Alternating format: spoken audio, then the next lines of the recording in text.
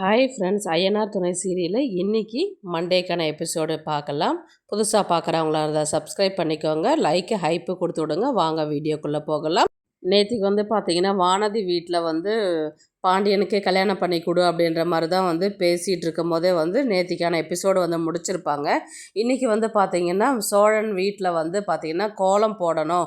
நாளைக்கு காலையில் பொங்கல் இல்லையா, இன்றைக்கே கோலம் போட்டுட்டாக்கா நாளைக்கு பொங்கல் வைக்கிறதுக்கு கொஞ்சம் ஈஸியாக இருக்கும் அப்படின்ற மாதிரி நிலா சொல்லுவாங்க. அதுக்கு சோழன் என்ன சொல்லுவார்னா, நாளைக்கு தானங்க பொங்கல், நாளைக்கே போட்டுக்கலாம் அப்படின்ற மாதிரி அவர் சொல்லுவார். இல்லைங்க, எங்கள் வீட்டில எல்லாம் பார்த்தீங்கன்னா நைட்டே கோலம்லாம் போட்டுருவாங்க. காலையில் சூரியன் உதயத்துக்கு முன்னாடியே பொங்கல்லாம் வச்சு முடிச்சிருவாங்க. நம்ம அந்த மாதிரி தான் செய்யணும் அப்படின்ற மாதிரி சொன்னதுக்கு, சரிங்க வாங்க பண்ணலாம், கோலம் போடலாம் அப்படின்னு. எங்களுக்கு கோலம் போட தெரியாதுங்க, நீங்கள் போட வேணால் நான் போடுறேன் அப்படின்ற மாதிரி நிலா சொல்லுவாங்க.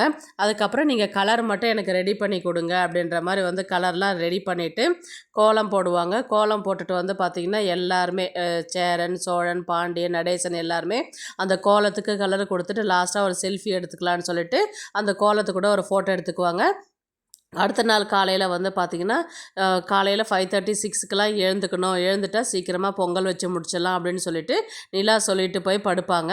அதுக்கப்புறம் சரிங்க அப்படின்ற மாதிரி சொன்னதுக்கு இவர் பல்லவன் என்ன சொல்வார்னா, என்ன நான் அவ்வளோ காலையில் எழுப்ப சொல்கிறாங்க அண்ணி அப்படின்ற மாதிரி சொன்னதுக்கு சோழன் சொல்லுவார், அவளே 8 9 மணிக்கு தாண்டா எழுந்து வருவா, ஒன்றும் அவள் சொல்கிறதெல்லாம் செய்ய மாட்டாடா அப்படின்ற மாதிரி சோழன் சொல்லுவார்.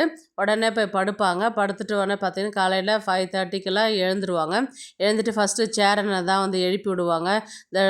தூங்கிட்டேன்ப்பா, கொஞ்சம் அசதி இல்லை, இருப்பா உடனே இப்போ ரெடி ஆகிட்டு வந்துடுறேன்னு சொல்லிட்டு சேரன் எழுந்து போவார்.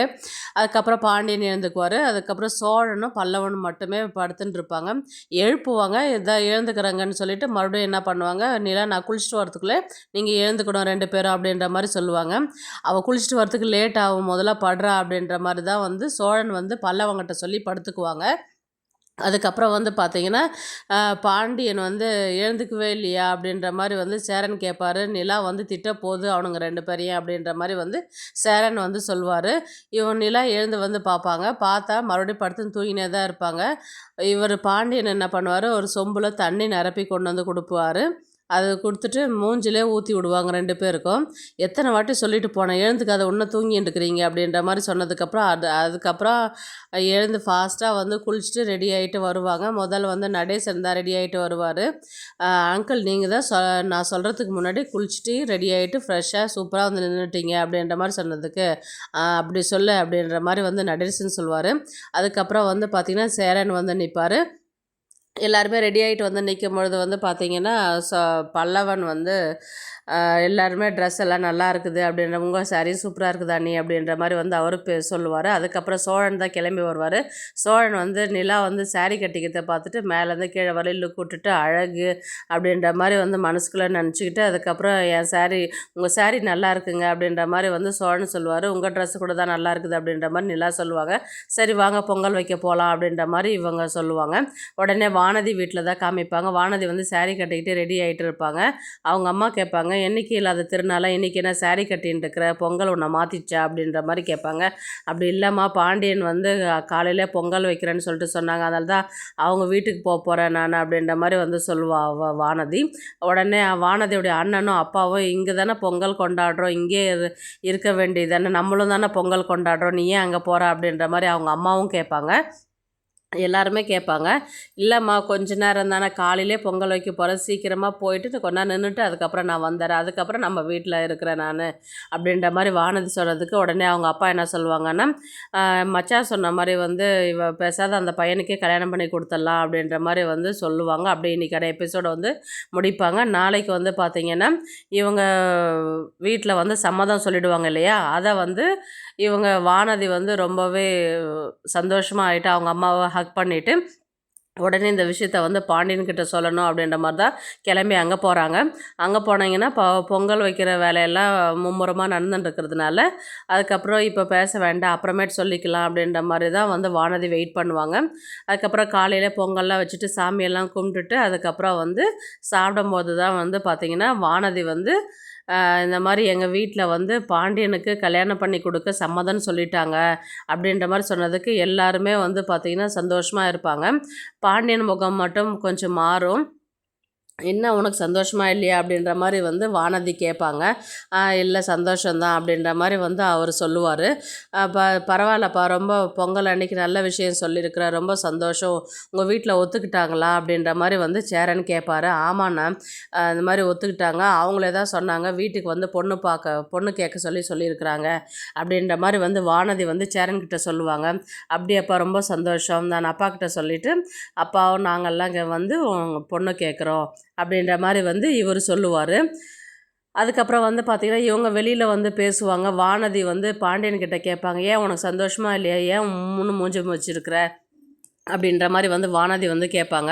அதுக்கு இல்லடி, இந்த மாதிரி அண்ணனுக்கு இன்னும் கல்யாணம் ஆகாத இருக்குது, நம்ம அதுக்குள்ளே அடுத்தது நான் கல்யாணம் பண்ணால் அவர் தப்பாக நினச்சிக்க மாட்டாரா அப்படின்ற மாதிரி வந்து பாண்டியன் கேட்குறாரு. ஏற்கனவே அவருக்கு தான் சந்தா இருக்கிறாங்க இல்லையா, அவங்க கல்யாணம் பண்ணிப்பாங்க. ஆள் யாரும் இல்லைனா தான் நீ கவலைப்படணும், ஆள் இருக்கும்போது எதுக்கு நீ அதை பற்றி ஃபீல் பண்ணுற அப்படின்ற மாதிரி வந்து வானதி கேட்பாங்க. அதுக்கு இல்லை, இப்போ நம்ம தங்கறதுக்கு கூட ரூம் இல்லையே அப்படின்ற மாதிரி வந்து இவர் பாண்டியனுக்கு சொன்னதுக்கு, உங்கள் அண்ணி தான் ஃபேக்காக கல்யாணம் பண்ணிட்டு வந்து சும்மா தானே இருக்கிறாங்க, பேசாத அவங்கள ஹாஸ்டலுக்கு அமுச்சு விட்ரு, அந்த ரூமை நம்ம எடுத்துக்கலாம் அப்படின்ற மாதிரி வந்து வானதி வந்து கேட்பாங்க. சும்மா இது தேவையில்லாத பிரச்சனை பண்ணிட்டு இருக்காது அப்படின்ற மாதிரி வந்து பாண்டியன் வந்து வானதி பற்றி சொல்லுவாங்க. நான் எதை பேசினாலும் எதை சொன்னாலுமே பிரச்சனை தான் பேசுவியா நீ, என்ன பாண்டி, எனக்கு இருக்கிற அக்கறை ஆசை கூட உனக்கு இல்லவே இல்லை, ஏதோ ஏதோ பறி கொடுத்த மாதிரி அப்படி நிற்கிற அப்படின்ற மாதிரி வந்து வானதி கேட்பாங்க. கல்யாணன்றது வந்து நல்ல விஷயந்தான், ஆனால் என்கிட்ட அந்த அளவுக்கு வருமானம் இல்லையே, நான் என்ன பண்ணுறது அப்படின்ற மாதிரி சொல்லும்பொழுது வந்து பார்த்திங்கன்னா, அது எதுவாக இருந்தாலும் பார்த்துக்கலாம், முதல்ல என்னை கல்யாணம் பண்ணிட்டு இங்கே கூட்டிகிட்டு வாப்பாண்டி, நான் அவங்களே ஒத்துக்குனா கூட இப்போ நீ ஒத்துக்க மாட்டேன்னு ரொம்ப பிகு பண்ணுற அப்படின்ற மாதிரி வந்து வானதி கேட்பாங்க. அதுக்கு பாண்டியன் சொல்வார், அதெல்லாம் ஒன்றும் இல்லை, அண்ணனை நினச்சாதான் கவலையாக இருக்குது, இப்போ இடமும் வேறு இல்லை அப்படின்ற மாதிரி வந்து சொன்னதுக்கு, இப்போது நான் என்னை கல்யாணம் பண்ணுறது உன் பிரச்சனை இல்லை, இடம் இல்லை, உங்கள் அன்னிக்கு இப்போ என் வீடு இல்லை, இதுதான் யோசிப்பியா, என்னை பற்றி நீ யோசிக்கவே மாட்டியா, அவங்கள பற்றி மட்டும்தான் நீ யோசிச்சுட்டு இருப்பியா அப்படின்ற மாதிரி வந்து கோச்சிக்குவாங்க. கோச்சிக்காத, சரி பார்க்கலாம் அதுக்கப்புறம் அப்படின்ற மாதிரி தான் வந்து பாண்டியன் வந்து வானதியை சமாதானப்படுத்துவார். உடனே வானதி வந்து வீட்டு உள்ளார வந்துட்டு சேரன் கிட்ட தான் சொல்லுவார், அண்ணா இந்த மாதிரி நாங்கள் கல்யாணம் பண்ணிட்டு வந்தால் எங்களுக்கு ஒரு ரூம் கொடுத்துருங்க அப்படின்ற மாதிரி தான் வந்து வானதி கேட்பாங்க. வானதி கேட்கும்போது வந்து பார்த்திங்கன்னா எல்லாருமே வந்து ஒரு ஷாக்காகி நின்று பார்ப்பாங்க. பாண்டியன் வந்து வாய் மூடு வானதி, என்ன பேசிட்டு இருக்கிற நீ அப்படின்ற மாதிரி தான் வந்து கேட்பாங்க. அதுக்கு இல்லைன்னா, இந்த மாதிரி எங்களுக்கு இப்போது சோழனுக்கெல்லாம் ரூம் இருக்குது இல்லையா, அவங்க நிலா இருக்கிறாங்க இல்லையா, அதே மாதிரி எங்களுக்கு ஒரு ரூம் ஒன்று கொடுத்து விட்ருங்க அப்படின்ற மாதிரி தான் வந்து அந்த விஷயம் சொன்ன உடனே நிலாவும் திரும்பி பார்க்குற மாதிரி தான் இருக்கும். அப்படியே எபிசோடை வந்து முடிப்பாங்க. இதுதான் வந்து திங்கக்கிழமை கொண்டு போவாங்க. இப்போ நெக்ஸ்ட் வீக் வந்து பார்த்திங்கன்னா ஃபுல்லாகவே வந்து வானதி கல்யாண பிரச்சனையில் தான் போகிற மாதிரி தான் கொண்டு போவாங்க. வானதி கல்யாணம் பண்ணுற ஐடியாவில் வந்து பாண்டியன் இருக்கிறாரா இல்லையா, மறுபடியும் வானதி கல்யாணம் பண்ணிவிட்டு வீட்டுக்கு கூட்டிகிட்டு வந்தால் அவன் மூலயமா வந்து வீட்டில் வந்து ஏகப்பட்ட பிரச்சனைகள் வந்து ஸ்டார்ட் ஆகிறதுக்கு நிறைய சான்சஸ் இருக்குது. அந்த பிரச்சனை மூலமாக நிலாவும் சோழனும் ஒன்று சேர்கிற மாதிரி தான் வந்து கதையை கொண்டு போவாங்க. பார்க்கலாம் கதையை எந்த தளத்தில் எடுத்துகிட்டு போகிறாங்கன்றது. இந்த வீடியோ உங்களுக்கு பிடிச்சிருந்தா ப்ளீஸ் லைக் பண்ணுங்கள், ஷேர் பண்ணுங்கள், சப்ஸ்கிரைப் பண்ணுங்கள். தேங்க்ஸ் ஃபார் வாட்சிங்.